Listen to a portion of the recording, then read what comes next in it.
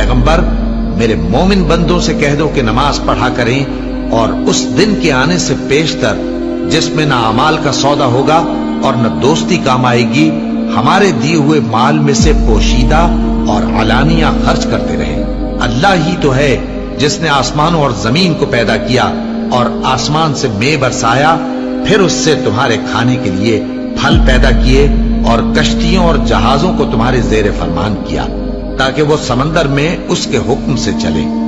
और नहरों को भी तुम्हारे जेर फरमान किया, और सूरज और चांद को तुम्हारे लिए काम में लगा दिया कि दोनों दिन रात एक डगर पर चल रहे हैं, और रात और दिन को भी तुम्हारी खातिर काम में लगा दिया, और जो कुछ तुमने मांगा सब में से तुमको इनायत किया। और अगर अल्लाह के एहसान गिनने लगो तो शुमार न कर सको, मगर लोग नेमतों का शुक्र नहीं करते। कुछ शक नहीं कि इंसान बड़ा बेइंसाफ है, नाशुक्रा है।